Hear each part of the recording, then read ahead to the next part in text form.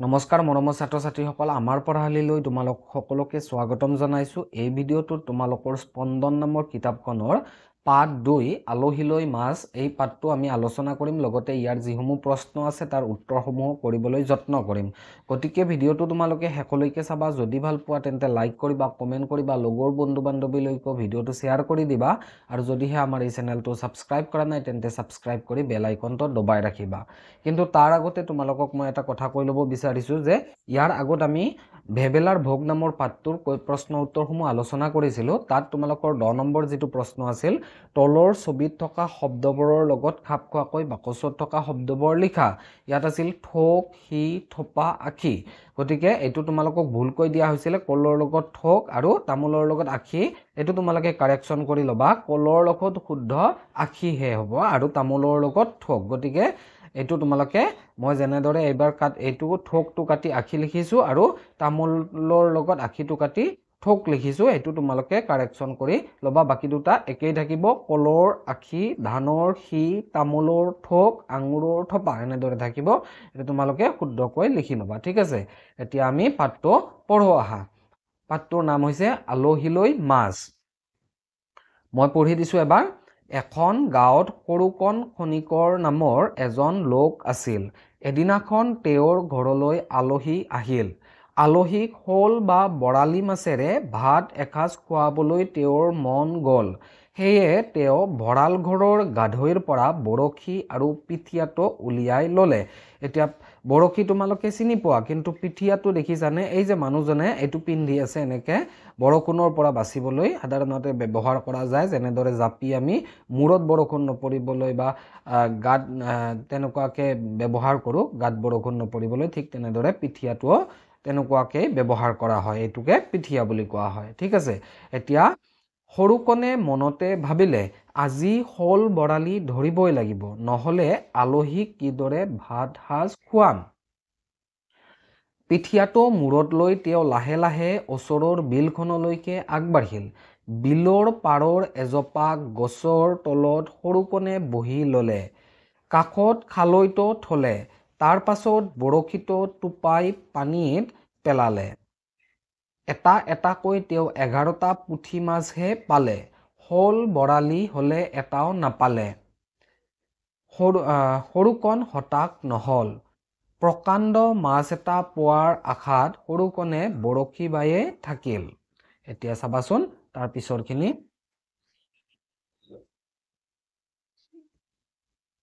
লাহে লাহে ভাগৰে সৰুকণক হেঁচা মাৰি ধৰিলে।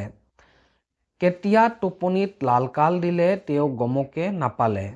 সেই চেগতে গছৰ ডালত বহি থকা বগলী এহালে খালৈটো উদং কৰি পেলালে। অলপ পাছতে পশ্চিম আকাশত আহঁতজোপাৰ পাছফালে ৰঙচুৱা বেলিটো লুকাল। দূৰৈত বাজি উঠা ঘণ্টাৰ শব্দত সৰুকণ সাৰ পালে, ঠিক আছে। এনেদৰে তোমালোকে পাঠটো পঢ়ি ল'বা। এতিয়া ইয়াত যিসমূহ ক্ৰিয়াকলাপৰ প্ৰশ্ন দিয়া আছে সেইসমূহ চাবা। 1 নম্বৰত আলোচনা কৰোঁ আৰু লিখো আহা। ইয়াত যিটো ক নম্বৰ প্ৰশ্ন সুধিছে, সৰুকণে মূৰত কি লৈ মাছলৈ গৈছিল। ইয়াৰ উত্তৰটো মই লিখি ৰাখিছো, তোমালোকে এনেদৰে লিখিবা। ইয়াত লিখিবা যে সৰুকণে মূৰত পিঠিয়া লৈ মাছলৈ গৈছিল, ঠিক আছে। এনেদৰে লিখিবা। তাৰপিছত যিটো প্ৰশ্ন, সাধুটোত পোৱা মাছ কেইবিধৰ নাম কি কি? সাধুটোত আমি কি কি মাছৰ নাম পাইছো লিখিব লাগে। সাধুটোত থকা মাছ কেইবিধৰ নাম হৈছে শ'ল, বৰালি, পুঠি। তাৰপিছত আছে, সৰুকণে মনত কি আশা লৈ বৰশী বাবলৈ গৈছিল। যে ডাঙৰ মাছ তেনেকুৱা পাব নহয়, তেনেকুৱাকে আছিল নে নাই? গতিকে উত্তৰটোত লিখিবা, সৰুকণে মনত শ'ল বৰালি মাছ পোৱাৰ আশাত বৰশী বাবলৈ গৈছিল। আলহীক শ'ল বা বৰালি মাছ এনেকুৱা ডাঙৰ মাছেৰে ভাত খুৱাম বুলি ভাবিছিলে। গতিকে শ'ল বৰালি মাছ পোৱাৰ আশাত বৰশী বাবলৈ গৈছিল, এনেদৰে লিখিবা। তাৰপিছত ঘ নম্বৰটো, সৰুকণে বৰশী বাই কেইটা পুঠি মাছ পাইছিল। ইয়াৰ উত্তৰটো হ'ব, সৰুকণে বৰশী বাই 11টা পুঠি মাছ পাইছিল, ঠিক আছে। এনেদৰে লিখিবা। তাৰপিছত আছে, বগলী কেইটাই কিয় চোপ লৈ আছিল। উত্তৰটোত লিখিবা, বগলীকেইটাই মাছ খাবলৈ চোপ লৈ আছিল।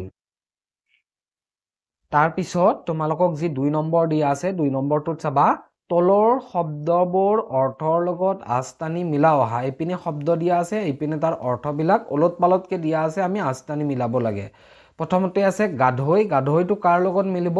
ভঁৰাল ঘৰৰ বেৰৰ বাহিৰৰ অংশ, এইটোক গাধৈ বুলি কোৱা হয়।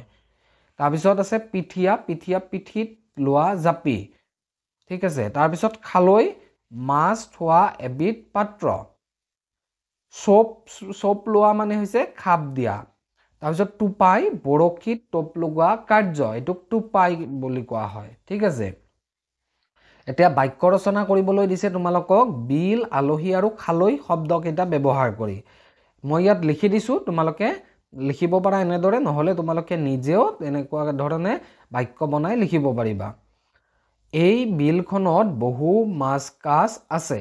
চোৱা, বাক্যটো বনাওঁতে কিন্তু এই বিল শব্দটো থাকিব লাগিব, ইয়াত আলহী শব্দটো থাকিব লাগিব, ইয়াত খালৈ শব্দটো থাকিব লাগিব। গতিকে তোমালোকে এনেদৰেও লিখিব পাৰা, নহ'লে তোমালোকৰ ইচ্ছা অনুসৰি অন্য বাক্য সাজিব পাৰা।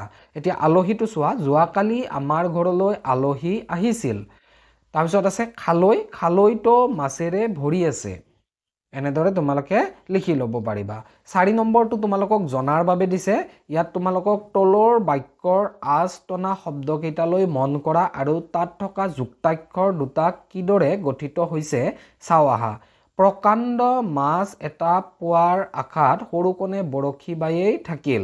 দূৰৈত বাজি উঠা ঘণ্টাৰ শব্দত সৰুকণে সাৰ পালে। ইয়াতে চোৱা, প্ৰকাণ্ড আৰু ঘণ্টা, এই প্ৰকাণ্ডটো যিটো এইটো শেষৰ যিটো এইটো যুক্তাক্ষৰ ন আৰু মূৰ্ধন্য ন আৰু মূৰ্ধন্য ড লগ হৈ নয়দণ্ড হৈছে। ঠিক তেনেকৈ ঘণ্টা শব্দটোত ন আৰু ত, নয়তন্ত বুলি কয়, এইটো মূৰ্ধন্য ন আৰু মূৰ্ধন্য ত লগ লাগি নয়তন্ত হৈছে। ঠিক তেনেদৰে ঘণ্টা শব্দটোত ব্যৱহাৰ হৈছে আৰু এইটো নয়দণ্ডটো প্ৰকাণ্ড শব্দটোত ব্যৱহাৰ হৈছে। এইটোৱে যুক্তাক্ষৰ। বাকীখিনি এইখিনি তোমালোকৰ আছে, এইখিনি তোমালোকে এবাৰ পঢ়ি চাবাচোন, জানো আহা বুলি যিখিনি দিয়া আছে যুক্তাক্ষৰটো। ইয়াত কি কোৱা হৈছে? মূৰ্ধন্য নৰ তলত থকা চুটি হেলনীয়া চিনটো, এই যে এনেকুৱা চিন দিছে, এইটো চোৱাচোন, এইটোক কি কোৱা হয়? হলন্ত বা হচন্ত বা ব্যঞ্জনান্ত বুলি কয়। তিনিটা নাম, হলন্ত, হচন্ত বা ব্যঞ্জনান্ত। আৰু এই চিনটো থকাৰ কাৰণে নৰ তলৰ অধ্বনিত উচ্চাৰণ নহয়। সেইকাৰণে আমি নৰ পিছত আমি কি নকৰোঁ? উচ্চাৰণ নকৰোঁ। হলন্ত চিনটো আন ব্যঞ্জন বৰ্ণৰ লগত থাকিলেও শেষৰ অধ্বনিত উচ্চাৰিত নহয়। একাধিক আখৰ যোগ কৰি পোৱা আখৰক যুক্তাক্ষৰ বোলে। যেনেকৈ ন আৰু দ, এই দুইটা আখৰ লগ লগালে আমি কি পাইছোঁ? নয়দণ্ড পাইছোঁ। এইটোকে যুক্তাক্ষৰ বুলি কয়। শেষৰ আখৰটো যিটো আখৰৰ সৈতে যোগ হ'ব সেইটোৰ লগত হলন্ত চিন দিব লাগে। চোৱা, এইটো কি হৈছে? ইয়াত আমি হলন্ত চিন ব্যৱহাৰ কৰিছোঁ, ইয়াতো নটোত আমি হলন্ত চিন ব্যৱহাৰ কৰিছোঁ, ঠিক আছে। গতিকে এইখিনি তোমালোকে পঢ়ি ল'বা এবাৰ। এতিয়া চাবা, শব্দবোৰ পঢ়ো আহা। ইয়াত তোমালোকক কেইটামান যুক্তাক্ষৰ থকা শব্দ পঢ়িবলৈ দিছে। খণ্ড, দণ্ড, ঠাণ্ডা, কাণ্ড, ভেন্দি, প্ৰকাণ্ড, পণ্ডিত, মণ্ডপ, বন্টন, কণ্টক, বেডমিণ্টন, আটলাণ্টিক। এতিয়া আমি বাক্য সাজি লিখো আহা। ইয়াত তোমালোকক মই, তুমি, আপুনি, তেওঁ, তই দিছে। ইয়াতে অমিতা শব্দটো দিছে আৰু আনিছো, আনিছা, আনিছে, আনিছে, আনিছ, এইকেইটা লগ লগাই বাক্য সাজিব দিছে। এটা তোমালোকক কৰি দিছে মই অমিতা আনিছো। চোৱা, এইটো মই অমিতা আনিছো, ইয়াৰ লগত মিলিছে। ঠিক তেনেকৈ আমি বাক্যবিলাক লিখিছোঁ। তুমি অমিতা আনিছা, আপুনি অমিতা আনিছে, তেওঁ অমিতা আনিছে, তই অমিতা আনিছ। ঠিক তেনেদৰে সৰুকণে মই, তুমি, আমি একেটা আছে। ইয়াত বৰশী আছে, গতিকে আমি লিখিছোঁ যে ইয়াতে সৰুকণে বৰশী বাই আছে। মই বৰশী বাই আছো, তুমি বৰশী বাই আছা। ঠিক তেনেকৈ এইটো আমি, তেওঁলোকে, সিহঁতে আৰু বল শব্দটো আছে। খেলো, খেলা, খেলে লিখিব লাগে। আমি লিখিছোঁ আমি বল খেলো, তোমালোকে বল খেলা, সিহঁতে বল খেলে। এনেদৰে তোমালোকেও লিখি ল'বা। তাৰপিছত চাবাচোন, 5 নম্বৰটোত তোমালোকক কেইটামান মাছৰ নাম লিখিব দিছে। পাত্ৰত পোৱা মাছ 3বিধৰ বাহিৰে আন কি কি মাছ মাছৰ নাম তোমালোকে জানা লিখা আৰু সেইবোৰ বাকলি থকা বা বাকলি নথকা হিচাপে ভাগে ভাগে লিখা ইয়াত বাকলি থকা মাছৰ নাম লিখিব দিছে ইয়াতে বাকলি নথকা মাছৰ নাম লিখিব দিছে বাকলি থকা মাছৰ নাম যেনে গৰৈ কাৱৈ খলিহনা তাৰ পিছত বাকলি নথকা শিঙি মাগুৰ আৰি এইবিলাক হৈছে ঠিক আছে তাৰ পিছত তোমালোকৰ যি উত্তৰ লিখা বুলি আছে 6 নম্বৰত তাৰ উত্তৰ কেইটা মই কৰি দিছো তোমালোকক চাবা সৰু কোনে মাছ ধৰিবলৈ বৰশী লৈ গৈছিল বৰশীৰ বাহিৰে আৰু কি কি সজুলিৰে মাছ ধৰিব পাৰি বৰশীৰ বাদে আমি কি কি সজুলিৰে মাছ ধৰিব পাৰো সেইখিনি আমি চাম এতিয়া বৰশীৰ বাদে তোমালোকে নিশ্চয় জানাই যে আমি জাল ব্যৱহাৰ কৰিব পাৰো পল চেপা এইবিলাক ব্যৱহাৰ কৰো হয়নে গতিকে উত্তৰটোত লিখিবা বৰশীৰ বাহিৰে জাকৈ জুলুকা চেপা ডিঙৰা জাল আদিৰে মাছ ধৰিব পাৰি এনেদৰে লিখিবা তাৰ পিছত বগলীৰ খ নম্বৰটো বগলীৰ বাহিৰে আন কি কি চৰায়ে মাছ ধৰি খায় উত্তৰটোত লিখিবা বগলীৰ বাহিৰে মাছৰকা এইটো ডাইক নহয় দে এইটো তোমালোকৰ ডাউক হ'ব লিখতে মোৰ এই হৈছে এইটো ডাউক বুলি দিবা ডাউক চৰাই যে বগলীৰ বাহিৰে মাছৰকা ডাউক পানীকাউৰী কৰচিয়া আদি চৰায়ে মাছ ধৰি খায় এনেদৰে লিখিবা ঠিক আছে তাৰ পিছত 7 নম্বৰটোত তোমালোকক এটা আৰু অলপমান এটা কিবা লিখি দিছে এইখিনি আমি চাও আহা কি লিখা আছে ইয়াতে আজি বৰ ঠাণ্ডা পৰিছে ছাত্ৰ ছাত্ৰীসকলে আজি ৰ'দত বহি খোৱাৰ কথা আলোচ কৰিছে এনেতে বিৰতিৰ ঘণ্টা বাজিল সকলোৱে শ্ৰেণীকোঠাৰ পৰা শাৰী পাতি ওলাই আহিল তেওঁলোকে চাবনেৰে হাত